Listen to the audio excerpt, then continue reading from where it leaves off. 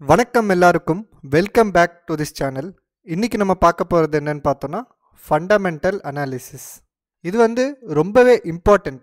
யாருக்குன்னு பார்த்தோன்னா ஸ்டாக் மார்க்கெட்டில் இன்வெஸ்ட் பண்ணுறவங்களுக்கு இது ஹைலி இம்பார்ட்டண்ட்டான விஷயம். பாருங்கள், இப்போ நம்ம கஷ்டப்பட்டு சம்பாரித்த காசை எங்கேயோ இன்வெஸ்ட் பண்ண போகிறோம். நம்ம என்ன யோசிக்காமல் அப்படியேவா போடுவோம் சொல்லுங்கள்? என்ன பார்க்கணும், எதை பார்த்துட்டு நம்ம இன்வெஸ்ட் பண்ணணும் அப்படின்னு சொல்லிட்டு இன்றைக்கி நம்ம பார்க்க போகிறோம். ஸோ இது பார்க்குறது ரொம்ப முக்கியம். ஸோ நம்ம இப்போ பார்க்க போகிறது தான் ஃபண்டமெண்டல் அனாலிசிஸ். இப்போ நம்ம இன்வெஸ்ட் பண்ணோன்னா ரெண்டு விஷயம் ரொம்ப இம்பார்ட்டண்ட். ஒன்று ஃபண்டமெண்டல் அனாலிசிஸ், இன்னொன்று டெக்னிக்கல் அனாலிசிஸ். நம்ம இப்போ வர வேண்டிய சில வீடியோஸில் டெக்னிக்கல் அனாலிசிஸுமே இன்டெப்த் கற்றுக்க போகிறோம். ஸோ இப்போ நம்ம பார்க்க போகிறது எந்த ஸ்டாக் இருந்தாலும் அதுக்கு எப்படி ஃபண்டமெண்டல் அனாலிசிஸ் பண்ணுறது அப்படின்னு சொல்லிட்டு நம்ம பார்க்க போகிறோம். ஃபண்டமெண்டல் அனாலிசிஸ்னால் ஷார்ட்டில் என்ன தெரியுமா இருக்கும், நம்ம ரொம்ப காம்ப்ளிகேட் பண்ண வேணாம். ஸோ ஐயா, முதல்ல நம்ம என்ன பார்க்கணுன்னா, ஏதாச்சும் ஒரு ஷேர் வாங்குகிறோன்னா அது கரெக்டான விலையில் கம்மியான விலையில் விற்குதா இல்லை ஓவர் ப்ரைஸில் விற்குதா. ஓவர் ப்ரைஸ்னால் இப்போ 10 ரூபான்ற பொருள் ஒரு 15 ரூபாயில் விற்குதுன்னா அது ஓவர் ப்ரைஸ்டு இருக்குது. இப்படின்னா என்னன்னு பார்த்தோன்னா வாரன் பஃபெட் இதை வேல்யூ இன்வெஸ்டிங்னு சொல்கிறாங்க. ஸோ பாருங்கள், நிறைய பேர் என்ன சொல்லுவாங்கன்னா ஃபண்டமெண்டல் அனாலிசிஸ்க்குள்ளே வேல்யூ இன்வெஸ்டிங் இருக்குதுன்னு சொல்லிட்டு சொல்லுவாங்க. வேல்யூ இன்வெஸ்டிங்க்கு நம்ம நிறைய டைம் கொடுக்கணும்னு சொல்லிட்டு அவசியமே இல்லை. இப்போ வேல்யூ இன்வெஸ்டிங்னா நம்ம ரொம்ப பெருசாலாம் குழப்பிக்க தேவையில்லை. நம்ம என்ன பார்க்கணுன்னா, ஏதாச்சும் ஒரு ஸ்டாக் நம்ம இன்வெஸ்ட் பண்ணுறோன்னா அது அதோட இன்ட்ரின்சிக் வேல்யூ இதை விட மேலே இருக்கா இல்லை கீழே இருக்கா, இது ரெண்டு தான் நம்ம பார்க்க போகிறோம். பாருங்கள், ரெண்டு விஷயம் இருக்குது. ஒன்று வேல்யூ, இன்னொன்று ப்ரைஸ். ப்ரைஸ் நம்ம என்ன விலை கொடுக்குறோம், வேல்யூ அந்த விலைக்கு பதிலாக நமக்கு என்ன கிடைக்குதோ அதுன்னு தான் வேல்யூ. அண்ட் அது பார்த்தோன்னா ஒன்லி ஸ்டாக் மார்க்கெட்னு மட்டும் இல்லைங்க. இப்போ உதாரணத்துக்கு ஏதாச்சுமே இருக்கட்டுமே, இப்போ ஒரு வண்டி வாங்குகிறோம் இல்லை முடி வெட்ட கூட போகிறோன்னு வைங்க. இப்போ முடி வெட்டுறோம்ல, முடி வெட்டுறதுக்கு நம்ம ஒரு காசுன்னு சொல்லிட்டு ஒன்று கொடுக்குறோம், சரிங்களா? அந்த காசு லெட்ஸே 100 ரூபா ஏதோ ஒன்று கொடுக்குறோம். இந்த 100 ரூபான்றது ப்ரைஸ், சரிங்களா? இதுக்கு பதிலாக நமக்கு கிடைக்க போகிறது தான் வேல்யூ. என்ன வேல்யூ? நமக்கு ஹேர் கட் நடக்குது, அதுதான் அதோட வேல்யூ. இப்போ நம்ம இதிலே இன்னும் கொஞ்சம் அண்டர்ஸ்டாண்ட் பண்ணலாம். இப்போ உதாரணத்துக்கு 100 ரூபா ஒருத்தர் வாங்குறாருன்னு வைங்க. ஏன்ற ஒரு ஹேர் கட் பண்ணுறாரு. இவர் ஹேர் கட் கூட மசாஜும் பண்ணுறாரு, அதுக்கப்புறம் உங்களுக்கு ஹேர் கட் கூட ஃபேஷியலும் பண்ணுறாரு, எல்லாமே பண்ணுறாரு.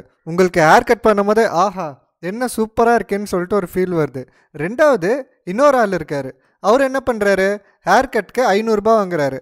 ஆனால் 500 ரூபாய்க்கு முடி மட்டும் வெட்டுறாரு, சரிங்களா? ஆனால் உங்களுக்கு அந்த ஒரு ஃபீல் வரல. முடி வெட்டுற போது ஒரு ரிலாக்ஸேஷன் வரல உங்களுக்கு. ஸோ அந்த ரிலாக்ஸேஷனுக்கு பேர் தான் வேல்யூங்க. ஸோ இது நம்ம ஒரு ரியல் லைஃப் எக்ஸாம்பிளோட நம்ம அண்டர்ஸ்டாண்ட் பண்ணுறோம். நம்ம என்ன பார்க்க போகிறோம்னா ஸ்டாக் மார்க்கெட்டில் இது எப்படி வேலை செய்யுதுன்னு தான் பார்க்க போகிறோம். இப்போது நம்ம ஒரு கடைக்கு போகிறோன்னு வைங்களேன். நம்ம ஒரு கோல்டு வாங்குகிறோம்.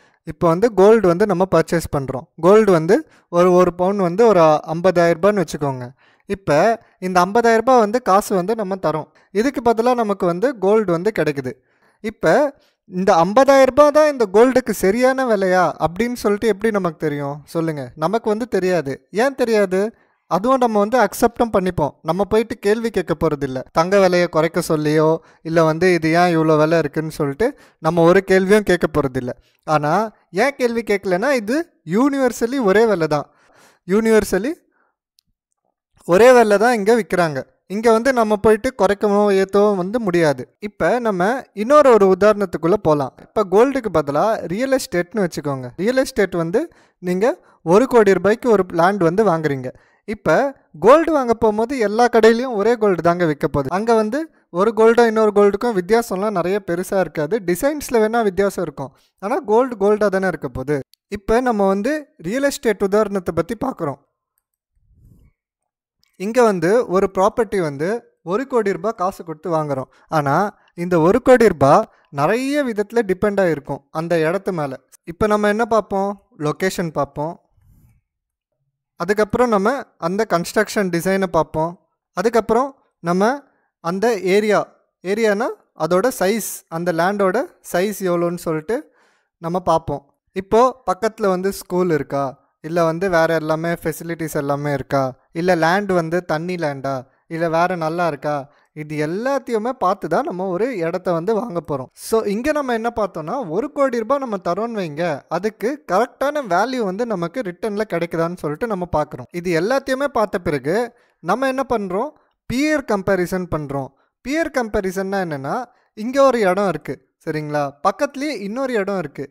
இந்த இடத்துக்கும் இந்த இடத்துக்கும் எவ்வளோ விலை, என்னென்ன டிஃப்ரென்ஸ் இருக்குது, என்னென்ன அட்வான்டேஜ் இருக்குது, டிஸ்அட்வான்டேஜ் இருக்குது அப்படின்னு சொல்லிட்டு நம்ம பார்க்குறோம். லெட்ஸே இது ஏ இடம், இது பி இடம். இப்போ உதாரணத்துக்கு இதில் வந்து 3 BHK தான் இருக்குது, இதில் வந்து 4 BHK இருக்குது. அந்தமாரி இதோட இடம் வந்து ஒரு 1000 ஸ்கொயர் ஃபீட் தான் இருக்குது, இதோட இடம் வந்து ஒரு 1200 ஸ்கொயர் ஃபீட் இருக்குது. இந்தமாரி நிறைய ஃபேக்டர்ஸ் வந்து நம்ம எடுத்து கம்பேர் பண்ணுவோம். இதெல்லாம் பார்த்த பிறகு நமக்கு இன்னொன்று என்ன தெரியுது, இது பக்கத்துலேயே இன்னொரு பில்டிங் இருக்குது, அதுலேயும் எல்லா ஃபெசிலிட்டிஸும் இருக்குது. பட் இதோட விலை வந்து 95 lakhs தான், 1 crore இல்லை. அப்போ 5 லட்சம் கம்மியாகவே நமக்கு கிடைக்குது. இப்போ நீங்கள் என்ன நினைப்பீங்க, 95 lakhs சரி 95 lakhs இருக்கிறது பெட்டரு, ஏன்னா நமக்கு எல்லா ஃபெசிலிட்டியும் கிடைக்குது, கூடயே ஒரு 5 லட்சம் கம்மியாகவும் இருக்குது. இப்போ இந்த கன்க்ளூஷனுக்கு நம்ம எப்படி வந்தோம், ஏன்னா நம்ம ஒரு அனாலிசிஸ் பண்ணோம் கரெக்டாக. இப்போ வந்து லொக்கேஷன் பார்த்தோம், அதுக்கப்புறம் கன்ஸ்ட்ரக்ஷன் பார்த்தோம், ஏரியா பார்த்தோம், இதெல்லாம் பார்த்தோம். அதுக்கப்புறம் இது பக்கத்துலேயே வேறு என்ன கிடைக்குதுன்னு பார்த்தோம், அதுக்கப்புறம் இது பக்கத்தில் வேறு என்ன கிடைக்குதுன்னு பார்த்தோம், இதோட வந்து விலை எப்படின்னு சொல்லிட்டு பார்த்தோம், எது குறைஞ்ச விலையில் நல்ல பெனிஃபிட் இருக்குதுன்னு பார்த்தோம். ஸோ இது எல்லாம் சேர்த்தது தான் ஃபண்டமெண்டல் அனாலிசிஸ். இப்போ ஸ்டாக் மார்க்கெட்டில் கூட நம்ம ₹1 கொடுத்தா கூட இது கரெக்டான இன்வெஸ்ட்மெண்ட்டில் தான் போய் உக்காரணும், இது வந்து வேஸ்ட்டே ஆகக்கூடாது. இப்போது நம்ம ஸ்டாக் மார்க்கெட்டில் பார்த்தோன்னா வேல்யூ இன்வெஸ்டிங் தான் வந்து மெயினான திங். வேல்யூ இன்வெஸ்டிங்னா என்ன, நம்ம இன்ட்ரென்சிக் வேல்யூ பற்றி பார்க்க போகிறோம். இப்போ வேல்யூ இன்வெஸ்டிங்னா என்னன்னு பார்த்தோம். வேல்யூ இன்வெஸ்டிங்னா மெயினாக என்னென்னா இன்ட்ரென்சிக் வேல்யூவோட கம்மி விலையில் நமக்கு ஸ்டாக் வந்து கிடைக்கணும். ஒரே ஒரு நிமிஷத்தில் இதை வந்து நம்ம கண்டுபிடிக்கலாம். இந்த வீடியோலேயே நம்ம பார்க்கலாம் எப்படி அது சொல்லிட்டு பார்க்கலாம். என்ன பார்க்க போகிறோன்னா, நம்ம ஏதோ ஒரு ஸ்டாக் வந்து வாங்குகிறோம், அந்த ஸ்டாக்கோட விலை இன்ட்ரென்சிக் வேல்யூவோட அதிகமாக இருக்கா இல்லை கம்மியாக இருக்கான்னு சொல்லிட்டு தான் நம்ம பார்க்க போகிறோம். இது வந்து பார்த்திங்கன்னா அனாலிசிஸோட பார்ட் 1. நம்ம வந்து வேல்யூ இன்வெஸ்டிங் பண்ணோன்றது பார்ட் 1. இப்போ நம்ம பார்த்தோன்னா சில ஸ்டாக்கோட விலை வந்து இன்ட்ரென்சிக் வேல்யூவோட அதிகமாக கூட கிடைக்குது. ஆனால் அப்போ நம்ம போயிட்டு வாங்கலாமா, அது வந்து அப்பயும் பார்த்திங்கன்னா ஏறிட்டே தான் போகுது சரிங்களா. இன்ட்ரென்சிக் வேல்யூ வந்து இங்கே இருக்குது, ஆனால் இப்போ விலை இங்கே இருக்குது, இங்கே போயிட்டு நம்ம வாங்கலாமா வாங்கக்கூடாதான்னு சொல்லிட்டு எப்படி பார்க்குறது. இது வந்து நமக்கு என்ன புரிஞ்சிச்சுன்னா, இன்ட்ரென்சிக் வேல்யூவோட ஸ்டாக்கோட வேல்யூ வந்து கம்மியாக இருக்கா அதிகமாக இருக்கான்னு சொல்லிட்டு நம்ம ஈஸியாக பார்த்துடுவோம். அது வந்து நம்மளோட செக்லிஸ்ட்டில் பார்ட் 1. இது வந்து நம்ம ஷோராக வந்து பார்த்து தான் ஆகணும். இது வந்து நம்ம எப்படி சீக்கிரமாக பார்க்கணுன்னு சொல்லிட்டு நம்ம பார்க்க போகிறோம். ரெண்டாவது நம்ம என்ன பார்க்கணுன்னா ரேஷியோஸ் பார்க்கணும் சரிங்களா. ரேஷியோஸ் தான் நமக்கு ரெண்டாவது மெயின் பார்ட் சரிங்களா. நான் இதை வந்து ரொம்ப காம்ப்ளிகேட்லாம் பண்ண மாட்டேன். ரேஷியோ வந்து நம்ம ஈஸியாகவே எப்படி பார்க்குறதுன்னு பார்க்க போகிறோம். இப்போ நம்ம ரேஷியோ அனாலிசிஸில் முதலாவது பார்க்க போகிறது பிஇ ரேஷியோ. இது எல்லாமே ரொம்ப சிம்பிள் லாங்குவேஜில் நம்ம இப்போ பார்க்க போகிறோம்.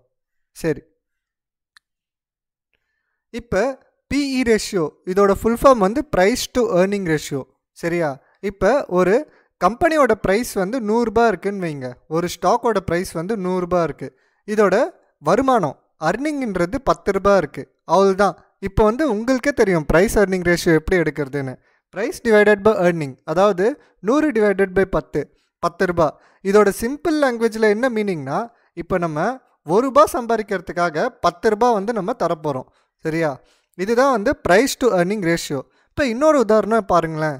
இப்போ இன்னொரு கம்பெனியோட ஸ்டாக் விலை வந்து ₹1000 இருக்குது, இதோட அர்னிங் வந்து ஒன்லி ₹10 தான் இருக்குது. இப்போ இதோட ப்ரைஸ் ஏர்னிங் ரேஷியோ வந்து 100. அப்போனா நம்ம ₹1 சம்பாதிக்கிறதுக்கு ₹100 தரணும். இப்போ நம்ம இங்கே 2 எக்ஸாம்பிள் பார்த்தோம். ஒரு எக்ஸாம்பிளில் வந்து பிஇ ரேஷியோ 10, இன்னொரு எக்ஸாம்பிளில் வந்து பிஇ ரேஷியோ 100. இப்போ இங்கே பார்த்தோன்னா ₹10 தான் கொடுக்கணும், ₹10 கொடுக்கணும் ₹1 சம்பாதிக்கிறதுக்காக. அதே வந்து இங்கே பார்த்தீங்கன்னா ₹100 கொடுக்கணும் ₹1 சம்பாதிக்கிறதுக்காக. இப்போ நம்ம இது ரெண்டுத்துலேயே பார்த்தோன்னா நம்ம எது நமக்கு சீப்பாக கிடைக்குது, ₹10 கொடுக்கறது தானே. இங்கே வந்து நம்ம ஒரு யூனிட் வாங்குறதுக்கு பதிலாக இங்கே வந்து நம்ம 10 யூனிட் வாங்கலாம். ஸோ ஜென்ரலாகவே பிஇ ரேஷியோ பார்க்கும்போது எதோட பிஇ ரேஷியோ கம்மியாக இருக்கோ அதுதான் வந்து நல்ல வந்து ஏர்னிங் கொடுக்குதுன்னு அர்த்தம். ஏர்னிங் இருந்தால் தான் எந்த கம்பெனியுமே வந்து நல்லா வளரும். இல்லைன்னு வைங்களேன், அர்னிங்கே இல்லைன்னா என்ன ஆகும், கம்பெனி வந்து டவுனில் போவோம், ஸ்டாக் விலையும் வந்து ஓவராக தான் இருக்கும். அப்போ அதில் போட்டோன்னா நமக்கு ரிட்டர்ன்ஸும் வந்து ரொம்ப அந்தளவுக்கு நல்லா வந்து கிடைக்காது. இப்போ நம்ம அடுத்த பார்க்க போகிறது பிபி ரேஷியோ தான். பிபி ரேஷியோனா ப்ரைஸ் டு புக் ரேஷியோ. இப்போ கம்பெனியோட விலை வந்து 100 ரூபாய் இருக்குன்னா அதோட புக் வேல்யூ என்னன்னு சொல்லிட்டு பார்க்கணும். புக் வேல்யூனா அது வந்து டிரைவ் பண்ணுவாங்க. இப்போ வந்து புக் வேல்யூ வந்து 100 ரூபாய் இருக்குன்னு வருது. இப்போ ப்ரைஸ் டு புக் வேல்யூ வந்து 1ன்னு வரும். இப்போ நமக்கு எவ்வளோ கம்மி இந்த பிபி ரேஷியோ இருக்கோ அவ்வளோ நல்லதுங்க. சரியா? இது வந்து இண்டஸ்ட்ரி டு இண்டஸ்ட்ரி வந்து வேரி ஆகும். ஒரு செக்டாருக்கும் இன்னொரு செக்டாருக்குமே நிறைய வந்து வித்தியாசம் வந்து இருக்கும். அதுலேயே வந்து எது நமக்கு கம்மியான பிபி வேல்யூவில் இருக்கோ அதுதான் நல்ல கம்பெனி, நல்ல க்ரோத் ஆன சான்சஸ் வந்து நிறைய இருக்குது. இப்போ நம்ம அடுத்த பார்க்க போகிறது டெப்ட் டு ஈக்விட்டி ரேஷியோ. இப்போ டெப்ட்னா சிம்பிளாகவே எல்லாருக்கும் தெரியும். டெப்ட்னா என்ன? கடன். இப்போ கடன் எடுக்கிறது வந்து ஒன்றும் தப்புலாம் இல்லை. ஆனால் இப்போ கடன் எடுத்தால் அதோட ரீபேயிங் கெப்பாசிட்டியும் இருக்கணும். இப்போ உதாரணத்துக்கு நீங்கள் பேங்க்கில் போயிட்டு ஒரு 10 லட்சம் லோன் கேட்குறீங்க. அவங்க முதல்ல என்ன கேட்பாங்க? 10 லட்சம் லோன் வந்து உங்களுக்கு தரோம், ஆனால் உங்களோட இன்கம் எவ்வளோ இருக்கோ அதை பேஸ் பண்ணி தான் உங்களோட லோன் அமௌண்ட்டே வந்து சேங்ஷன் ஆகும். ஸோ இப்போ கம்பெனிக்கும் அதேமாரி தான். ஒரு கம்பெனிக்கு வந்து லோன் வந்து எடுக்குதுன்னு வைங்க. இப்போ லோன் வந்து எடுக்கிறதால தப்பு இல்லை. ஒரு லோன் எடுத்து இப்போ வந்து ஒரு மேனுஃபேக்சரிங் ஏரியா இருக்குது, இதை வந்து லோன் எடுத்து டெவலப் பண்ணலாம், 2 பண்ணலாம், இல்லை 3 பண்ணலாம், இந்தமாரி பெரிய லெவலில் கூட டெவலப் பண்ணலாம். ஆனால் அதுக்கிட்ட அந்த இன்கம் ஜென்ரேட்டிங் வே இருக்கணும். அதுக்கு அவ்வளோ இன்கம் இருந்தால் தான் அந்த லோனெல்லாம் ஈஸியாக வந்து அடைக்க முடியும். இப்போ ஜென்ரலாக பார்த்தோன்னா கம்பெனி வந்து 2 வழியாக ஃபண்ட் ரைஸ் பண்ணலாம். ஃபண்ட் ரைஸ் எதுக்கு பண்ணுறாங்கன்னா அவங்களுக்கு ஏதோ ஒரு தேவை இருக்கும். மேபி பிஸ்னஸ் டெவலப்மெண்ட்க்கு, இல்லை கம்பெனி வந்து நெக்ஸ்ட் லெவல் கொண்டு போகிறதுக்கு அவங்க டெவலப் பண்ணலாம். ஒன்று வந்து ஈக்விட்டி. ஈக்விட்டினா என்ன? ஈக்விட்டினா ஷேர்ஸ். இப்போ ஷேர்ஸ் வந்து அவங்க வந்து விடுறாங்கல்ல, ஐபிஓ விடுறாங்க, இல்லைனா அதுக்கப்புறம் கூட நிறைய ஆஃபர்ஸ் வந்து விடுறாங்க. ஸோ அதில் வந்து ஷேர்ஸ் வந்து வாங்குறாங்க. ரெண்டாவது லோன். இப்போ இது ரெண்டுத்துலேயுமே பார்த்தோன்னா எது சீப்பராக இருக்கும்னா லோன் தான் சீப்பராக இருக்கும். எதனாலன்னு பார்த்தோன்னா இப்போ ஒரு ஃபிக்ஸ்டு பர்சன்டேஜ் வந்து லோனில் போட்டுடுவாங்க. லெட்ஸே ஒரு 14% இல்லை 15% ஏதோ ஒன்று பேங்க்கில் போட்டுடுறாங்க. இந்த இன்ட்ரெஸ்ட் மட்டும் அவங்க கட்டினா போதும். ஆனால் ஈக்விட்டின்றது அப்படி இல்லை. ஈக்விட்டின்றது ஒரு ப்ராஃபிட்டில் வர ஒரு பெரிய ஷேரையே அவங்க வந்து பிரித்து தரணும். உதாரணத்துக்கு இப்போ நம்ம ஜெரோதா கம்பெனி எல்லாருக்குமே தெரியும். இது வந்து ஒரு ப்ரோக்கரேஜ் கம்பெனி. இவங்களுக்கு பார்த்தோன்னா இவ்வளோ பெரிய கம்பெனியாயும் அவங்க இன்னும் ஈக்விட்டியே விடலை. ஏன் விடலை? அவங்க அதே டெவலப் ஆகணுன்னா கூட அவங்க வந்து லோன், அதாவது டெப்ட் எடுத்து டெவலப் ஆகிக்கிறாங்க. ஸோ இவங்க வந்து ரீபேயிங் கெப்பாசிட்டி இருக்குது, லோன் எடுக்கிறாங்க, கம்பெனியை டெவலப் பண்ணிக்கிறாங்க. ஏன்னா இது சீப்பாக இருக்குது. அதனால் இப்போ எந்த கம்பெனியில் டெப்ட் டு ஈக்விட்டி ரேஷியோ கம்மியாக இருக்கோ அந்த கம்பெனி தான் பெட்டர். இப்போ இதோட அர்த்தம் என்னென்னா கம்பெனி ஈக்விட்டியோட 2 மடங்கு வந்து லோன் எடுத்துக்குது. இப்போ இதே வந்து ஏதோ ஒரு கம்பெனியோட டெப்ட் டு ஈக்விட்டி ரேஷியோ வந்து 10ன்னு வைங்க. இப்போ அதோட மீனிங் என்னென்னா 10 மடங்கு ஈக்விட்டி வேல்யூ வந்து இப்போ 5 lakhsனா 50 lakhs வந்து கம்பெனி வந்து லோன் எடுத்துக்குது. இதுதான் வந்து டெப்ட் டு ஈக்விட்டி சிம்பிள் லாங்குவேஜில். ஆனால் முன்னாடியே சொன்ன மாதிரி லோன் எடுக்கிறது தப்பு இல்லை. அதுக்கேற்ற மாதிரி அவங்களுக்கு நல்ல இன்கம் வந்து ஜென்ரேட் ஆகணும். இன்கம் ஜென்ரேட் ஆச்சுனாலே லோன்லாம் ஈஸியாக அவங்க கட்டிடலாம். சரி, இப்போ இது வரைக்கும் புரிஞ்சிருக்கும்னு நினைக்கிறேன். இங்கே பாருங்கள், இப்போ வந்து வீடியோ வந்து லென்த்தியாக போக சான்ஸ் இருக்கும். ஆனால் நீங்கள் ஒன்ஸ் கற்றுக்குனீங்கன்னா நீங்களே ஓனாக டிசிஷன் கூட எடுத்துக்கலாம். இதே வந்து நீங்கள் போயிட்டு ஒரு 50 வீடியோ 60 வீடியோ பார்த்துக்கிட்டே இருந்தீங்கனாலும் உங்களுக்கு கற்றுக்க ரொம்ப லேட் ஆகும். நெக்ஸ்ட் வந்து நம்ம கரண்ட் ரேஷியோன்றது பார்க்க போகிறோம். இப்போ அதுக்கு முன்னாடி பாருங்கள், இப்போ வந்து ஸ்டாக் மார்க்கெட் வந்து ரொம்ப சிம்பிளான விஷயம்தான். ஆனால் நிறைய பேர் என்ன காம்ப்ளிகேட் பண்ணிக்கிறாங்கன்னா இது ஒன்லி சிஏக்கு தான் வந்து பண்ண முடியும், இது எம்பிஏ பண்ணவங்களால தான் பண்ண முடியும், இல்லை ஒரு ஃபினான்ஸ் கையால் தான் இது வந்து பண்ண முடியும் அப்படின்னு நினச்சிக்கிறாங்க. அந்த மாதிரிலாம் ஒன்றுமே இல்லை. யார் நினச்சாலும் ஈஸியாக வந்து ஸ்டாக் மார்க்கெட்டில் இன்வெஸ்ட் பண்ணலாம். இப்போ நம்ம கரண்ட் ரேஷியோவில் என்னன்னு சொல்லிட்டு பார்க்குறோம். கரண்ட் ரேஷியோனா ஒன்றுமே இல்லை. இதுக்கு ஃபார்முலா என்னென்னா current asset by current liability. பாருங்கள், இப்போ நம்ம ஒரு பேலன்ஸ் ஷீட் எடுக்கிறோன்னு வைங்க. அதில் வந்து அசெட்ஸ் இருக்கும், லயபிலிட்டிஸ் இருக்குங்க. இது வந்து டோட்டல் அசெட்ஸ், சரிங்களா? இதில் வந்து லாங் டேர்ம் அசெட்டும் இருக்கும், கரண்ட் அசெட்டும் இருக்கும். இப்போ உதாரணத்துக்கு ஒரு பில்டிங் இருக்குது, இல்லை ஏதோ ஒரு மஷினரி இருக்குது, இல்லை ஏதோ ஒரு வண்டி இருக்குது. இதெல்லாம் பார்த்தோன்னா நமக்கு லாங் டேர்ம் அசெட். இதெல்லாம் வந்து கரண்ட் அசெட்டில் வராது. இதே வந்து கேஷ் இருக்குது, இல்லை வந்து ஸ்டாக் இருக்குது, இல்லை வந்து அட்வான்ஸ் ஏதோ ஒன்று இருக்குது, இதெல்லாம் வந்து கரண்ட் அசெட்டில் வந்துடும். இப்போ அதேமாரி தான் லயபிலிட்டிஸும். லயபிலிட்டிஸ்லேயே வந்து இப்போ கரண்ட் லயபிலிட்டிஸ்னு ஒன்று இருக்குது. அது வந்து இப்போதைய 1 இயரில் நம்ம என்னென்ன பே பண்ண வேண்டிய லயபிலிட்டிஸ் இருக்கோ அது மட்டும் தான் கரண்ட் லயபிலிட்டிஸில் வரும். அதை தாண்டி லாங் டேர்ம் லயபிலிட்டிஸ்னு ஒன்று இருக்கும். அதெல்லாம் இதில் சேர்க்கக்கூடாது. இப்போ ஒரு கம்பெனிக்கு வந்து அசட்ஸ் வந்து கரண்ட் அசட்ஸ் வந்து 20 கோடி இருக்குது, கரண்ட் லைபிலிட்டி வந்து 10 கோடி இருக்குது. அப்போ இவங்களோட கரண்ட் ரேஷியோ என்ன இருக்குன்னா 20/10, அதாவது 2 டைம்ஸ் இருக்கும். 2 டைம்ஸ்னு இருக்கிறது என்ன இருக்குன்னா இவங்கக்கிட்ட கடன் வந்து சொத்து வந்து கடனோட 2 மடங்கு இருக்குதுன்னு சொல்லிட்டு காமிக்குது. 2 மடங்கு இருக்கிறதால என்ன ஆகும், அவங்க ஈஸியாக வந்து அவங்க கடனை வந்து அடைச்சிக்கலாம். ஸோ அது வந்து ஒரு அட்வான்டேஜ் தான். இப்போ கரண்ட் ரேஷியோ வந்து அதிகமாக இருக்குல்ல, அந்த கம்பெனிலாம் வந்து நல்ல கம்பெனின்னு சொல்லுவாங்க. ஏன்னா அவங்க ஈஸியாக வந்து கடன் வாங்கினாலும் அடைச்சிடலாம். ஸோ நிறைய அசட் வச்சுருக்கிற கம்பெனி எல்லாமே நல்ல கம்பெனி தான். ஸோ இது வரைக்கும் நம்ம என்ன பார்த்துருக்கோன்னா, ஒன்று வந்து வேல்யூ இன்வெஸ்டிங். வேல்யூ இன்வெஸ்டிங்கில் என்ன பார்த்தோம், இன்ட்ரென்சிக் வேல்யூ பார்க்குறது நம்ம பார்த்தோம். இப்போ இந்த இன்ட்ரென்சிக் வேல்யூ வந்து ஸ்டாக்கோட வேல்யூவோட அதிகமாக இருக்கா இல்லை கம்மியாக இருக்கா? இது வந்து அதிகமாக இருந்துச்சுன்னா நம்ம வந்து வாங்கலாம். அப்போ வந்து ஸ்டாக் வந்து அண்டர் வேல்யூட்னா கம்மியாக வந்து இருக்குது. இதே வந்து இந்த கேஸில் இன்ட்ரென்சிக் வேல்யூவோட ஸ்டாக் வேல்யூ வந்து அதிகமாக இருக்குன்னா இது வந்து ஓவர் வேல்யூட். அப்போ வந்து நம்ம வாங்கலாம். ஆனால் அதுக்கு முன்னாடி தான் நம்ம என்ன பார்க்கணுன்னா ரேஷியோஸ் எப்படி இருக்குதுன்னு சொல்லிட்டு பார்க்கணும். ரேஷியோஸ்லேயே நம்ம 4 பார்த்தோம். ஒன்று வந்து பிஇ ரேஷியோ, ரெண்டாவது பிபி ரேஷியோ, அதாவது ப்ரைஸ் டு புக் ரேஷியோ, அதுக்கு அடுத்தது டெப்ட் ஈக்விட்டி ரேஷியோ, அதுக்கு அடுத்தது கரண்ட் ரேஷியோ. இப்போ பிஇ ரேஷியோ வந்து எதோடதெல்லாம் ரொம்ப கம்மியாக இருக்கோ அதெல்லாம் வந்து நல்லது. அதேமாரி பிபி ரேஷியோவும் கம்மியாக இருக்கிறது நல்லது. டெப்ட் ஈக்விட்டி ரேஷியோவுமே கம்மியாக இருக்கிறது நமக்கு நல்லது. கரண்ட் ரேஷியோ மட்டும் அதிகமாக இருக்கிறது தான் நமக்கு பெனிஃபிட். ஸோ இதுதாங்க நம்ம இது வரைக்கும் பார்த்துருக்கிறது. இப்போ ஒன்று மீதி இருக்குது, அது என்னென்னா பேலன்ஸ் ஷீட். இது ஒன்றும் இல்லை, அடுத்தது அதாவது 3வது வந்து பேலன்ஸ் ஷீட். ஸோ பேலன்ஸ் ஷீட்டில் கூட நம்ம ரொம்பலாம் காம்ப்ளிகேட் பண்ணிக்க வேண்டிய அவசியமே இல்லைங்க. நம்ம வந்து பேசிக்ஸ் மட்டும் தான் பார்க்க போகிறோம். பேசிக்ஸ்னால் என்ன, 2 விஷயம்தான். ஒன்று சேல்ஸ் வந்து ஜென்ரலாக டாப் லைன்னு சொல்லுவாங்க. ரெண்டாவது ப்ராஃபிட், அதாவது பேலன்ஸ் ஆஃப்டர் ஆல் எக்ஸ்பென்சஸ். எல்லா செலவுக்கும் போக பேலன்ஸ் என்ன இருக்கோ அதுதான் லாபம். இந்த லாபம் வந்து பாட்டம் லைன்னு சொல்லுவாங்க. இப்போ இதில் என்ன பார்க்கணுன்னா, எல்லா வருஷமும் சேல்ஸ் வந்து இன்க்ரீஸ் ஆகுதா இல்லை வந்து டிக்ரீஸ் ஆகுதான்னு சொல்லிட்டு பார்க்கணும். ஏதோ ஒரு பிஸ்னஸ், நம்ம ஒரு டீ கடையாக வைக்கிறோம், இல்லை நம்ம ஒரு இட்லி கடை வைக்கிறோம், இல்லை ஏதோ ஒரு ஐடி கம்பெனி வைக்கிறோம், ஏதோ ஒரு கடை நம்மளே வச்சோன்னா கூட நம்மளோட க்ரோத் எப்படி இருக்கணும், இப்படி இருக்கணும்னு தானே நம்ம எக்ஸ்பெக்ட் பண்ணுவோம். ஸோ பேலன்ஸ் ஷீட்லேயும் நம்ம பார்க்க வேண்டியது சேல்ஸ் வந்து இப்படி இருக்கா, இந்த அப் ட்ரெண்டில் இருக்கா, மேலே போதா அப்படின்னு சொல்லிட்டு பார்க்கணும். ரெண்டாவது பாட்டம் லைனில் பார்த்தோன்னா நம்ம ப்ராஃபிட் வந்து வருஷம் ஏறுதான்னு சொல்லிட்டு நம்ம செக் பண்ணிக்கணும். ப்ராஃபிட் ஏறினா தான் மார்க்கெட்டும் நல்லா ஏறும், நமக்கு நல்ல இன்க்ரீஸ் வந்து வரும். அடுத்தது நம்ம என்ன பார்க்கணும், அசட்ஸ், சொத்து வந்து என்ன ஏறுதா அப்படின்னு சொல்லிட்டு பார்க்கணும். எந்த கம்பெனியாக இருந்தாலுமே சொத்து வந்து ஏறிட்டே இருந்தால் நமக்கு நல்லது, கடன் வந்து குறைஞ்சிட்டே இருந்தால் நமக்கு நல்லது. இதுவும் வந்து வருஷம் எப்படி இருக்குதுன்னு சொல்லிட்டு நம்ம பார்க்கணும்.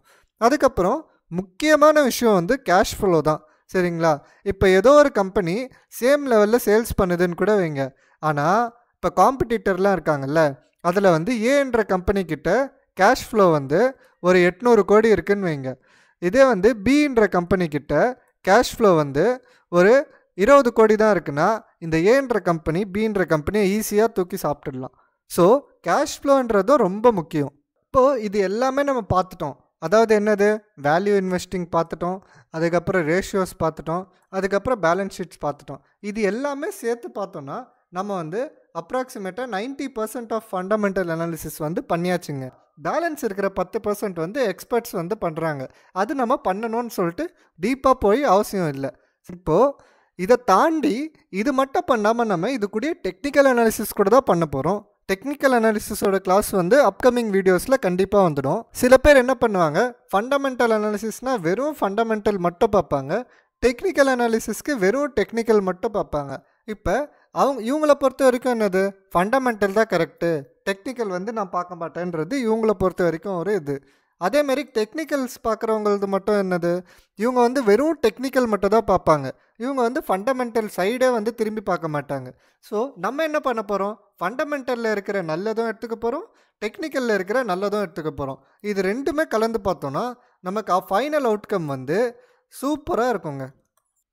ஸோ பார்த்திங்கன்னா நிறைய வெப்சைட்ஸ் வந்து ஃப்ரீயாகவே அவைலபிளாக இருக்குது. நம்ம வந்து இன்ட்ரென்சிக் வேல்யூக்கான வெப்சைட் வந்து என்னென்னு பார்த்தோன்னா ஆல்ஃபா ஸ்ப்ரெட்னு ஒரு வெப்சைட் வந்து பார்க்க போகிறோம். அடுத்தது ரேஷியோஸ்க்கு வந்து டிக்கர் டேப்னுன்ற வெப்சைட் வந்து பார்க்க போகிறோம். சரி வாங்க நம்ம வந்து முதல்ல ஆல்ஃபா ஸ்ப்ரெட் வெப்சைட்டில் போயிட்டு எப்படி வந்து நம்ம இன்ட்ரின்சிக் வேல்யூ வந்து பார்க்கறதுன்னு சொல்லிட்டு இப்போ பார்க்கலாம்.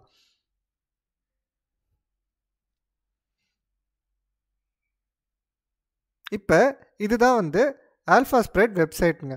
சரிங்களா? இந்த alphaspread.com வெப்சைட்டில் போனீங்கன்னா உங்களுக்கு வந்து இந்தமாரி வந்து வந்துடும். இதில் நம்ம ஏதோ ஒரு ஸ்டாக் வந்து பார்க்கணுன்னு வைங்க. இப்போ ரிலையன்ஸ் டாடா ஸ்டீல்னு எடுத்துக்கோங்களேன். டாடா ஸ்டீல் வந்து நம்ம சர்ச் பண்ணுறோம். இதில் வந்து என்ன போட்டுக்குது, இதில் வந்து இன்ட்ரின்சிக் வேல்யூ வந்து இங்கே போட்டுக்குது. இது வந்து அப்போனா அண்டர் வேல்யூவேட் தான் போட்டுக்குது. இன்ட்ரின்சிக் வேல்யூ வந்து 198 ரூபீஸு.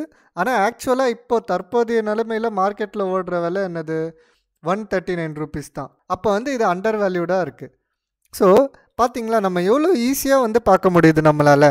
நம்ம ஜஸ்ட்டு ஒரு நிமிஷம் தாங்க ஸ்பெண்ட் பண்ணுறோம்.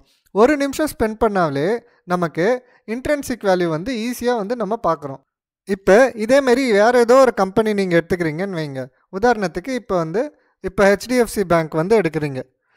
ஹெச்டிஎஃப்சி பேங்க்னு சொல்லிட்டு டைப் பண்ணோன்னா ஹெச்டிஎஃப்சி பேங்க் வந்து வந்துடும். இதை கிளிக் பண்ணோன்னா இதோட இன்ட்ரின்சிக் வேல்யூ வந்து நமக்கு தெரியுது. இதோட இன்ட்ரின்சிக் வேல்யூ வந்து 2769. ஆனால் இதோட விலை வந்து பார்த்தோன்னா 1794. இதெல்லாம் பார்க்கும்போது நான் இன்னொரு விஷயம் சொல்லிக்கிறேன். இது எதுவுமே என்னோட ரெக்கமெண்டேஷன் இல்லை. இது வந்து ஜஸ்ட் எஜுகேஷன் பர்பஸ்க்காக உங்களுக்கு புரியணும்னு சொல்லிட்டு தான் நான் இந்த மாதிரி ஷேர்ஸ்லாம் எடுத்து காமிக்கிறேன். இதே வந்து இப்போ நம்ம அடுத்தது வந்து ரிலையன்ஸ் பார்க்குறோன்னு வைங்க. ரிலையன்ஸ் வந்து பார்க்கும்போது என்ன வருதுன்னா,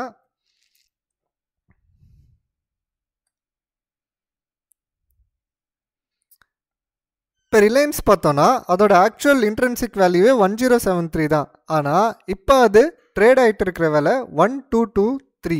அதாவது 12% ஓவர் வேல்யூடாக இருக்குதுன்னு சொல்லிட்டு நம்ம இதில் பார்க்குறோம். இன்ட்ரின்சிக் வேல்யூ வந்து ரொம்ப ஈஸியாகவே நம்ம வந்து பார்க்க முடியுது. அதுக்கு நீங்கள் நிறைய டைம் ஸ்பெண்ட் பண்ண தேவையில்ல, நிறைய மூளையை போட்டு குழப்பிக்க தேவையில்ல. அழகாக நீங்கள் alphaspread.comல வந்து போயிட்டிங்களா, இதில் வந்து போயிட்டு உங்களுக்கு எந்த கம்பெனியோட இன்ட்ரின்சிக் வேல்யூ கண்டுபிடிக்கணுமோ அந்த கம்பெனியோட பேரை மட்டும் போட்டிங்கன்னா அழகாக அதுவே இன்ட்ரின்சிக் வேல்யூவோட கம்மியாக இருக்கா அதிகமாக இருக்கா, கம்மியாக இருந்தால் அது வந்து அண்டர் வேல்யூட், அதிகமாக இருந்தால் அது வந்து ஓவர் வேல்யூடாக இருக்குன்னு கூட அதுவே சொல்லிடுதுங்க. சரிங்களா? இதை தவிர்த்து மீதி இருக்கிற எல்லாமே நம்ம ரேஷியோஸ் எல்லாமே பார்க்க போகிறது டிக்கர் டேப்ன்ற வெப்சைட் தான். இது ரெண்டுமே வந்து கம்ப்ளீட்லி ஃப்ரீ வெப்சைட் தான். இது ரெண்டுமே ஒரு ப்ரொமோஷனும் இல்லை. நான் வந்து ஜஸ்ட் எஜுகேஷன் பர்பஸ்க்காக உங்களுக்கும் ஹெல்ப்ஃபுல்லாக இருக்கும் தான் நான் இந்த வெப்சைட்ஸ்லாம் வந்து காமிக்கிறேன். இப்போ நம்ம டிக்கர் டேப்ன்ற வெப்சைட்ஸ்க்கு போகிறோம். இப்போ இதுதான் வந்து அந்த டிக்கர் டேப்ன்ற வெப்சைட். ஒன்றுமே இல்லை, tickertape.in. சரிங்களா? இப்போ இதில் வந்து நம்ம ஏதோ ஒரு ஸ்டாக் வந்து சர்ச் பண்ணுறோம். உதாரணத்துக்கு இப்போ எஸ்எம்சி குளோபல் இருக்குதுன்னு வைங்க. இப்போ இந்த ஸ்டாக்கோட நம்ம வந்து இதில் வந்து க்ரோத் பார்க்கலாம். இதை தாண்டி நமக்கு தேவையானது என்னென்னா நம்ம இதில் வந்து ரேஷியோஸ் பார்க்க போகிறோம். அதாவது பிஇ ரேஷியோ. இதோட பிஇ ரேஷியோஸ் பார்த்திங்கன்னா 6.72. அதே இந்த செக்டாரோட பிஇ ரேஷியோவோட இது கம்மியாக தான் இருக்குது. அப்போ இது ஓரளவுக்கு ஓகே. இப்போ இன்னொன்று நான் சொல்லிக்கிறேன், இந்த ஸ்டாக்கும் என்னோட ரெக்கமெண்டேஷன் இல்லை. இதுவும் வந்து நான் ஒரு எஜுகேஷன் பர்பஸ்க்காக மட்டும் தான் சொல்கிறேன். நீங்கள் இந்த மாதிரி ஓனாக ரிசர்ச் பண்ணி தான் எதில் இன்வெஸ்ட் பண்ணாலும் பண்ணணும். நீங்கள் யாருதுமே கேட்கக்கூடாது. நீங்கள் வந்து யாருதுமே கேட்காம நீங்களாக ரிசர்ச் பண்ணி, நீங்களாக அனலைஸ் பண்ணி, நீங்களாக ட்ரை பண்ணி ப்ராக்டிஸ் பண்ணி பாருங்கள். உங்களுக்கு கிடைக்கும்ல அந்த சந்தோஷம் சூப்பராக இருக்கும். ஏன்னா நீங்களே ஓன் ரிசர்ச் பண்ணால் நீங்களே நல்ல ப்ராஃபிட்டும் பார்க்கலாம். நீங்கள் யாரையும் வந்து நம்பி ஏமாறவும் தேவையில்லை. இப்போ பிபி ரேஷியோ, அதாவது ப்ரைஸ் டு புக் வேல்யூ, இந்த ரேஷியோவும் பார்த்தீங்கன்னா செக்டார் பிபின்னு ஒன்று இருக்குது. செக்டார் பிபினா இவங்க மாரி நிறைய கம்பெனிஸ் இருக்கும்ல, இவங்க வந்து மோனோபொலி கம்பெனி இல்லை. மோனோபொலினா சிங்கிள் ஹேண்டட் ஒரே கம்பெனி தான். இப்போ இவங்க வந்து செக்டார்னா இவங்கள மாரி பல கம்பெனிஸ் வந்து இருக்கும். அந்த பல கம்பெனிஸ்க்கும் சேர்த்து வந்து பிபி வந்து ஆவரேஜாக 2.45 இருக்கும். ஆனால் இந்த கம்பெனி வந்து 1.32 தான். இது வந்து கம்மியாக தான் இருக்குது. அதனால் இது வந்து நல்ல கம்பெனி. இப்போ அடுத்தது வந்து நம்ம இதேமாரி இப்போ டாடா மோட்டர்ஸ் வந்து பார்க்குறோன்னு வைங்க.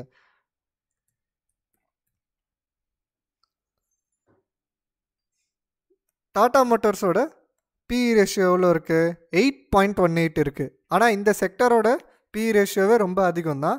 இதை கம்பேர் பண்ணும்போது இவங்க பிஇ ரேஷியோ வந்து இந்த மாதிரி தான் இருக்குது. இது வந்து ஓகே, அண்டர்ஸ்டுட். இப்போ நம்ம ஸ்விக்கியோட ரேஷியோ வந்து நம்ம செக் பண்ணி பார்க்கலாம் எப்படி இருக்குன்னு. இப்போ ஸ்விக்கியோட பிஇ ரேஷியோனா வந்து மைனஸில் இருக்குது. இந்த செக்டாரே வந்து மைனஸில் தான் இருக்குது, அது வேறு விஷயம். ஆனால் பிஇ ரேஷியோ வந்து மைனஸில் இருக்குது. எதனால் மைனஸில் இருக்குது? ப்ரைஸ் வந்து மைனஸில் ஆக சான்ஸ் இல்லை. ப்ரைஸ் வந்து ஏதோ ஒரு விலை இருக்கும் தான். ஆனால் இவங்களோட இன்கம் வந்து கம்மியாகிட்டே இருக்குது. இன்கம் கம்மியாகிறதால இவங்க மைனஸில் போகிறாங்க. ஸோ இந்த மாரியும் விஷயமும் நம்ம பார்த்து தான் இன்வெஸ்ட் பண்ணணும். இப்போ இவங்க இன்கமே வந்து பண்ண முடியலன்னா இவங்க எப்படி நமக்கு வந்து நல்ல ப்ராஃபிட்ஸ்லாம் தருவாங்க? ஸோ இந்த மாதிரி விஷயத்துக்கெலாம் நம்ம ஃபினான்ஷியல்ஸும் பார்க்கணும். இப்போ இதுலேயே வந்து டிக்கெட் ஆப்லேயே வந்து நம்ம நிறைய யூஸ்ஃபுல்லான விஷயம்லாம் பார்க்கலாம். இப்போ இது வந்து நம்ம பார்த்துட்டோம். இப்போ நம்ம கோல் இண்டியாது வந்து பார்க்கலாம். இதேமாரி அதுக்கு வந்து டிவிடெண்ட் வந்து ரொம்ப அதிகமாக இருக்கும்.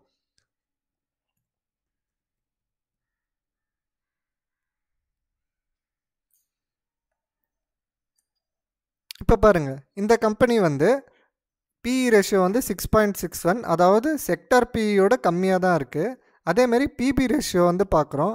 பிபி ரேஷியோ வந்து 2.85, இதுவும் வந்து செக்டார் பிபியோட கம்மியாக தான் இருக்குது. ஆனால் டிவிடெண்ட் வந்து இவங்க நல்லாவே தராங்க. டிவிடெண்ட் ஈல்டுனா ஒன்றுமே இல்லை, இவங்க எவ்வளோ பர்சன்டேஜ் வந்து டிவிடெண்டாக தராங்கன்றது தான் டிவிடெண்ட் ரேஷியோ. இப்போ நம்ம எஸ்எம்சி குளோபலோட ஃபுல் அனாலிசிஸ் எப்படி பண்ணுறதுன்னு சொல்லிட்டு பார்க்கலாம். முதல்ல நம்ம பார்க்க வேண்டியது இன்ட்ரின்சிக் வேல்யூ தான் பார்க்க போகிறோம். இன்ட்ரின்சிக் வேல்யூ நல்லா இருந்தாலே நம்ம அடுத்த ஸ்டெப்பை பார்க்கணும். முதல்ல இன்ட்ரின்சிக் வேல்யூ வந்து ரொம்ப அதிகமாக இருந்துச்சுன்னா அடுத்த ஸ்டெப் பார்க்கலாம். பட் இதை தாண்டி 2-3 விஷயம் வந்து நமக்கு யூஸ்ஃபுல்லாக இருக்கும். அது என்னன்னு பார்த்தோன்னா, ஒன்று வந்து பிஸ்னஸ். இவங்களோட பிஸ்னஸ் வந்து எப்படி இருக்குது, ஃப்யூச்சரில் வந்து இது யூஸ் ஆகுமா யூஸ் ஆகாதா, இதெல்லாமே கூட பார்க்கணும். சரி, இப்போ நம்ம பார்த்த வரைக்கும் இங்கே பார்க்கலாம். இப்போ ரேஷியோவில் வந்து பார்த்தோன்னா 6.72 இவங்க பிஇ ரேஷியோ. இந்த செக்டரோட பிஇ ரேஷியோ 17.58.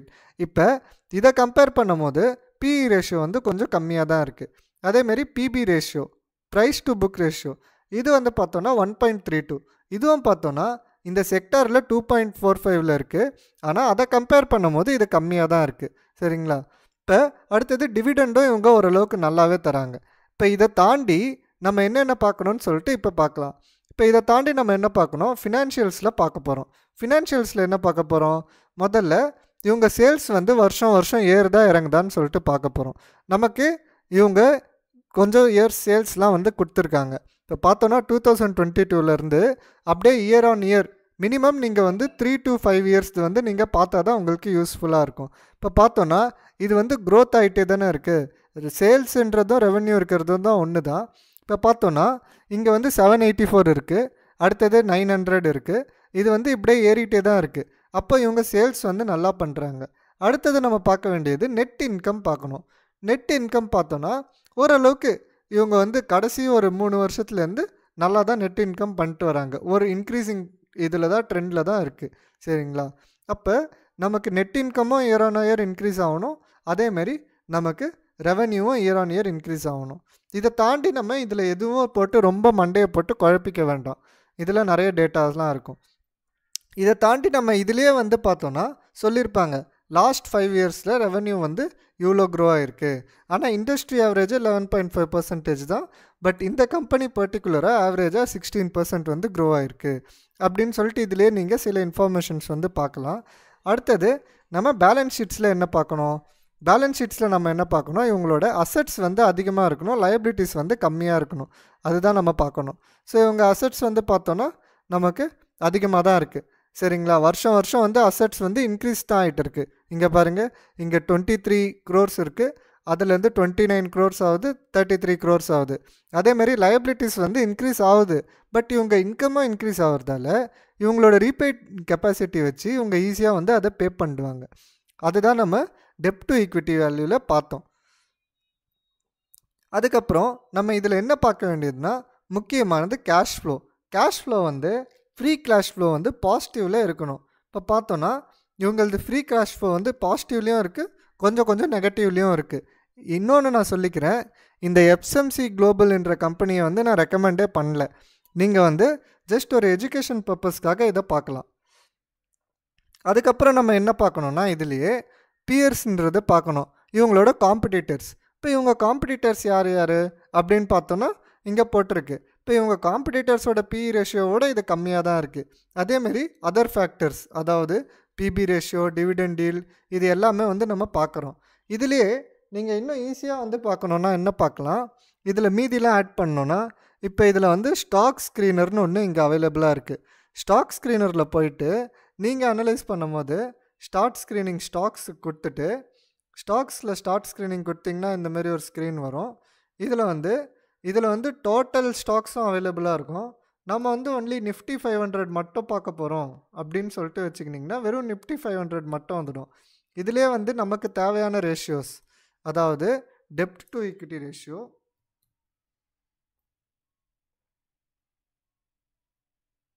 இது கூட வந்து இன்ட்ரெஸ்ட் கவரேஜ் ரேஷியோன்னு ஒன்று இருக்குது. அதாவது அவங்க எவ்வளோ இன்ட்ரெஸ்ட் வந்து ஈஸியாக எப்படி கவர் பண்ணுறாங்கன்னு சொல்லிட்டு. ஸோ இதிலே பார்த்தோன்னா நமக்கு பிஇ ரேஷியோவும் வந்துடுச்சு, இது கூடயே நம்ம பிபி ரேஷியோவும் ஆட் பண்ணிக்கலாம். இது கூட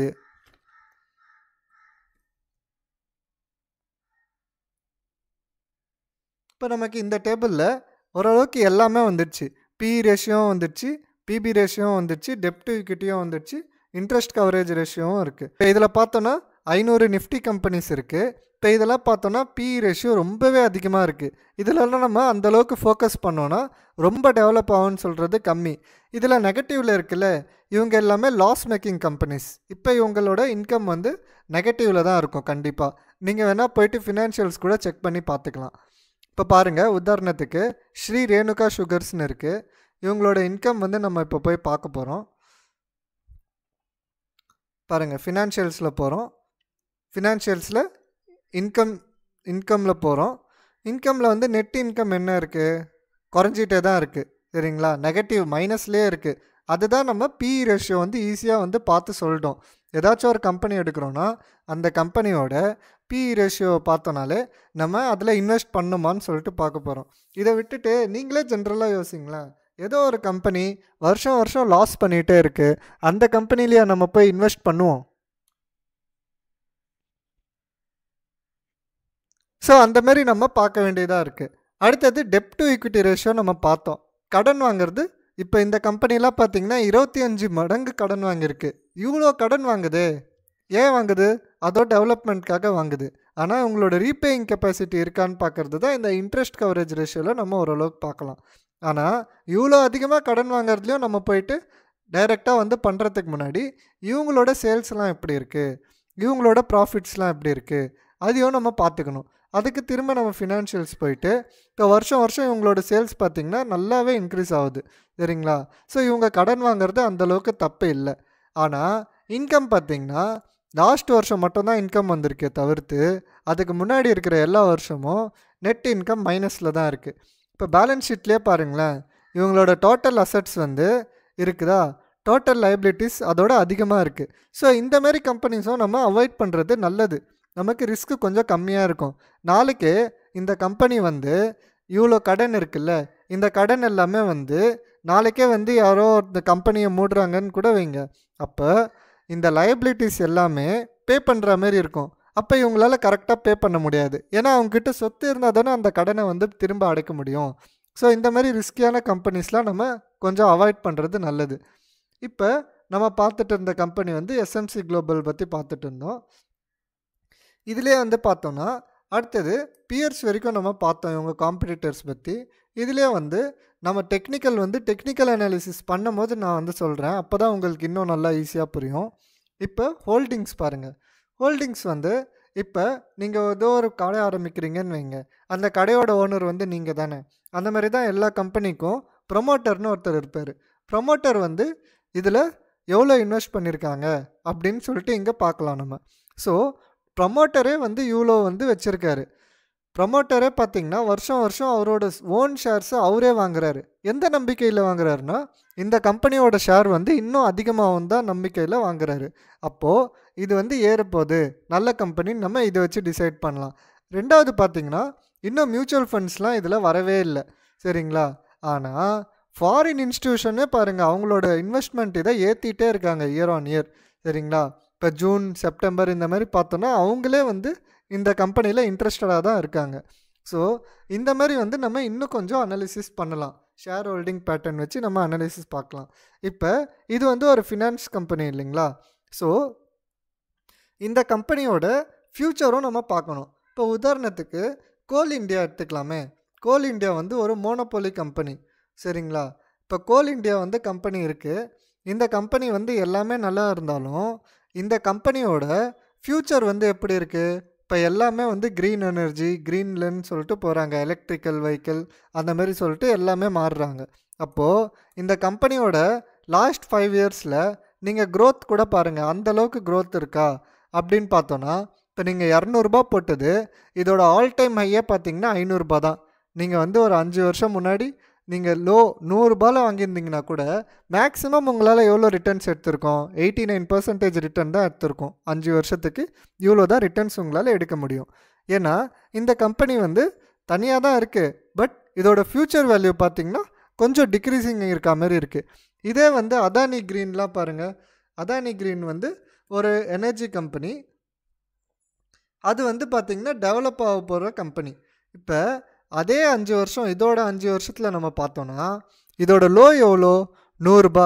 உங்கள் 100 கூட விடுங்க, நீங்கள் ஒரு 200 வாங்குறீங்கன்னு கூட வைங்க.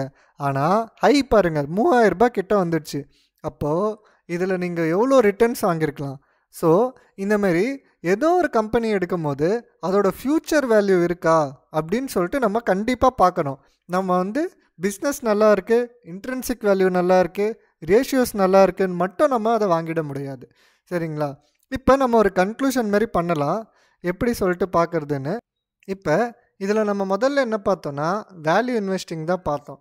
வேல்யூ இன்வெஸ்டிங்னா என்ன பார்த்தோன்னா, ஏதோ ஒரு ஸ்டாக் வாங்குகிறோம், அந்த ஸ்டாக் வந்து அதோட இன்ட்ரின்சிக் வேல்யூவோட அதிகமாக இருக்கா கம்மியாக இருக்கான்னு சொல்லிட்டு பார்க்கணும். இது வந்து நம்ம செக்லிஸ்ட்டோட நம்பர் 1 பாயிண்ட். அடுத்தது ரேஷியோஸ் பார்க்குறோம். ரேஷியோஸில் வந்து முதல்ல ப்ரைஸ் ஏர்னிங் ரேஷியோ, அதாவது ஒரு கம்பெனி வந்து நம்ம எவ்வளோ ரூபா கொடுத்தோன்னா ₹1 ஏர்ன் பண்ணுறதுக்கு சமயம்னு சொல்லிட்டு பார்க்கணும். இது எவ்வளோ கம்மியாக இருக்கோ அவ்வளோ நமக்கு நல்லது. இது 20 கீழே இருந்தால் நல்லது. இதை வந்து நம்ம செக்டார் அனாலிசிஸ் கூட, செக்டார் பிஇ கூட நம்ம கம்பேர் பண்ணிக்கணும். அடுத்தது பிபி ரேஷியோ. பிபி ரேஷியோனா ப்ரைஸ் டு புக் ரேஷியோ. இதுவும் வந்து எவ்வளோ கம்மியாக இருக்கோ அவ்வளோ வந்து நமக்கு நல்லது. இந்த வீடியோ வந்து ரொம்ப லென்த்தியாக இருக்குன்னு நினைக்காதீங்க. இதை நீங்கள் ஒரு வாட்டி பார்த்தாலே போதும். வேறு எந்த ஃபண்டமெண்டல் அனாலிசிஸ் வீடியோவும் நீங்கள் பார்க்கவே தேவையில்ல. அடுத்த முறையிலேருந்து நீங்களே ஓன் ஃபண்டமெண்டல் அனாலிசிஸை நீங்கள் பண்ணிக்கலாம். அடுத்தது நம்ம டெப்ட் ஈக்விட்டி ரேஷியோ வந்து பார்த்தோம். இதுவும் வந்து எவ்வளோ கம்மியாக இருக்கோன்னு அவ்வளோ நல்லது. அது கூட இதுக்கு வந்து இன்கேஸ் ரீபேயிங் கெப்பாசிட்டி வந்து இருக்குதுன்னு வைங்க. ரீபேயிங் கெப்பாசிட்டி இருந்தாலே நீங்கள் வந்து அதை வந்து நல்ல கம்பெனின்னு சொல்லிட்டு அக்செப்ட் பண்ணலாம். ஏன்னா ஒரு கம்பெனி வந்து லோன் வாங்குறது டெவலப் ஆகிறதுக்கு தான், எடுத்துன்னு ஓடுறதுக்கு இல்லை. சரிங்களா? ஸோ டெவலப் ஆச்சுன்னா நமக்கு தான் நல்லது. அடுத்தது கரண்ட் ரேஷியோ. கரண்ட் ரேஷியோ வந்து current assets by current liabilities, அதாவது இப்போ இருக்கிற சொத்து வந்து அந்த கடனை கொடுக்கறதுக்கான கரெக்டான ஒரு லெவலில் இருக்கான்னு சொல்லிட்டு நம்ம பார்க்க போகிறோம். அந்த இது வந்து எவ்வளோ அதிகமாக இருக்கோ அவ்வளோ வந்து நமக்கு நல்லது. அடுத்தது நம்ம 3வது பாயிண்ட்டாக என்ன பார்த்தோன்னா பேலன்ஸ் ஷீட். பேலன்ஸ் ஷீட்டில் வருஷம் வருஷம் சேல்ஸ் வந்து ஏறுதா, வருஷம் வருஷம் ப்ராஃபிட் அதாவது லாபம் வந்து ஏறுதா, அதேமாரி மொத்தம் சொத்து வந்து பேலன்ஸ் ஷீட்டில் ஏறுதா, வருஷம் வருஷம் சொத்து ஏறுதா, இந்த லயபிலிட்டிஸ் வந்து வருஷம் வருஷம் குறையுதா, இதெல்லாம் நம்ம பார்க்குறோம். கேஷ் ஃப்ளோன்றது ஃப்ரீ கேஷ் ஃப்ளோ. இது வந்து நம்மக்கிட்ட காசு வந்து கையில் நிறைய இருக்கணும். இப்போ நம்ம முன்னாடியே பார்த்த மாதிரி தான், ஒரு கம்பெனிக்கிட்ட ஏன்ற கம்பெனிக்கிட்ட 800 கோடி இருக்குது கேஷ் ஃப்ளோ, பின்ற கம்பெனிக்கிட்ட 20 கோடி இருக்குது. அப்போ இவங்க ஏதோ ஒரு காம்படிஷன் பண்ணுறாங்க அப்படின்னா கூட இவங்க தான் நல்லா அதை அட்வர்டைஸ் பண்ணி இவங்க ஈஸியாக அதை வந்து வின் பண்ணிடலாம். இவங்களோடது கொஞ்சம் கஷ்டமாக இருக்கும் இதை தாண்டி போகிறதுக்கு. ஸோ இது வந்து ரொம்பவே முக்கியமானது. அடுத்தது இப்போ பிஸ்னஸ் பற்றி நம்ம பார்த்தோம். இது வந்து இந்த பிஸ்னஸ் வந்து ஏதாச்சும் இப்போ பிஸ்னஸ் வந்து நிறைய பிஸ்னஸ் இருக்குது, கிட்டத்தட்ட 4500 கம்பெனிஸ் கிட்ட இருக்குது. ஆனால் எல்லா கம்பெனிஸுமே வந்து ஏதாச்சும் ஒரு குறை, ஏதாச்சும் ஒரு ப்ராப்ளம் வந்து சால்விங் பிஸ்னஸாக இருக்கணும். இப்போ ஏதோ ஒரு கம்பெனி வந்து ப்ராப்ளம் சால்விங் பிஸ்னஸ் அப்படின்னு இருந்துச்சுன்னா அந்த கம்பெனியோட ஃப்யூச்சர் வந்து ரொம்பவே சூப்பராக இருக்கும். இப்போ உதாரணத்துக்கு இந்துஸ்தான் யூனிலிவரே எடுத்துக்கோங்களேன். இந்துஸ்தான் யூனிலிவர் வந்து சோப்ஸ்லாம் மெயின்டைன் பண்ணிகிட்டு இருக்குது. ஆனால் இப்போ இந்த சோப்ஸ் வந்து மெயின்டைன் பண்ணுறதால இது வந்து ஒரு அத்தியாவசியம் பொருளாகவே மாறிடுச்சு. இப்போது இது வந்து எப்பயுமே வந்து எண்ட் ஆக போகிறதில்ல. சரிங்களா? மனுஷங்க இருக்கிற வரைக்கும் சோப்ஸ் வந்து மேனுஃபேக்சர் ஆகிட்டு தான் இருக்கும். ஸோ ஃப்யூச்சர்லேயும் இது வந்து நல்லா தான் இருக்கும்னு சொல்லிட்டு நம்ம ஒரு டிசிஷன் எடுக்கணும். இது வந்து கொஞ்சம் அட்வான்ஸ் லெவலில் திங்கிங் பண்ணுறது. அதேமாரி இந்த கம்பெனி ஏதாச்சும் மோனோபோலியாக இருக்கான்னு சொல்லிட்டு நம்ம பார்க்கணும். மோனோபோலினா இப்போ வந்து ஐஆர்சிடிசி வச்சுக்கோங்க. ஐஆர்சிடிசி வந்து ரயில்வே கம்பெனி. ரயில் அதாவது ரயில் சர்வீஸ் வந்து எல்லாருக்குமே வந்து மேண்டேட்டரியாக இப்போ ஆகி போயிடுச்சு, எங்கேயாச்சும் போகணுன்னா வரணுன்னா. அப்போது ரயில் பிஸ்னஸ் வந்து என்றைக்குமே வந்து எண்ட் ஆகாது, சரிங்களா? அதேமாரி இந்த பிஸ்னஸில் இவங்கள தாண்டி வேறு எதுவும் ரயில் கம்பெனியும் வரல. அப்போது இதுவும் ஒரு நல்ல கம்பெனி, அதுவும் நம்ம பார்த்துக்கணும். அடுத்தது நம்ம இவங்களோட பியர் அனாலிசிஸ் வந்து பண்ணோம். அதாவது காம்படிட்டர்ஸ்லாம் இருக்காங்களா, காம்படிட்டர்ஸோட ரேஷியோஸ் எப்படி இருக்குது, இதெல்லாம் வந்து பார்க்கணும். இது கூட ஏதாச்சும் பொலிட்டிக்கல் சப்போர்ட் இருக்கான்னு சொல்லிட்டு லைட்டாக பார்த்துக்கணும். ஏன்னா இப்போ உங்களுக்கே தெரியும், கரண்ட்டாக இருக்கிற கவர்மெண்ட் வந்து நிறைய கம்பெனிஸ்க்கு வந்து சப்போர்ட் பண்ணியிருக்கு. ஸோ சப்போர்ட் பண்ணதாலுமே அந்த கம்பெனிஸ்லாம் ஈஸியாக வந்து டெவலப் ஆகிடுச்சு. ஸோ பொலிட்டிக்கல் சப்போர்ட்டுன்றதும் வந்து ஒரு நல்ல இது தான். அடுத்தது ப்ரமோட்டர் வந்து கம்பெனியோட ஷேர்ஸை நிறைய வாங்கிட்டே போனார்னா அவருக்கே நம்பிக்கை வருது அது வந்து ஒரு நாள் ஏறும்னு சொல்லிட்டு. அதே வந்து அவர் அதை வந்து ஏதோ அடமானம் வைக்கிறாரு, பிளெட்ஜ் பண்ணுறாரு, இல்லை வந்து அவர் வந்து அதை விற்கிறாரு அப்படின்னா எல்லாருக்குமே வந்து அது டவுன் ஆக போகுதுன்னு சொல்லிட்டு அவருக்கே தெரியுது. அதனால தான் அவரே அதை விற்றுட்டு வெளில போகிறாரு. ஸோ இது எல்லாமே நம்ம பார்க்கணும். அது கூட இன்கேஸ் ஃபாரின் இன்வெஸ்டர்ஸ்லாம் உள்ளே வராங்களா, அவங்களோட ஹோல்டிங்ஸ்லாம் வந்து இன்க்ரீஸ் ஆகுதா, இதெல்லாம் பார்த்தோன்னா ஒரு கம்பெனி நல்லா டெவலப் ஆகிறதுக்கு ஒரு நல்ல சைன். ஸோ நம்ம எல்லாமே பார்த்தது, இன்றைக்கி ஃபுல்லாக பார்த்தது வந்து ஃபண்டமெண்டல் அனாலிசிஸ் தான். ஸோ இந்த வீடியோ வந்து எல்லாருக்குமே நல்லா புரிஞ்சிருக்கும்னு நினைக்கிறேன். ஏதாச்சும் டவுட் இருந்தால் நீங்கள் கமெண்ட் செக்ஷனில் போடுங்க. நீங்கள் ரொம்ப போயிட்டு யோசிக்க வேண்டாம். நீங்கள் நார்மலாக சின்ன அனாலிசிஸ் பண்ணிவிட்டு நீங்கள் வந்து நல்ல இன்வெஸ்ட்மெண்ட் டிசிஷனை எல்லாருமே தாராளமாக எடுக்கலாம். இந்த வீடியோ வந்து எல்லாருக்கும் யூஸ்ஃபுல்லாக இருக்கும்னு நான் நினைக்கிறேன். நன்றி, வணக்கம்.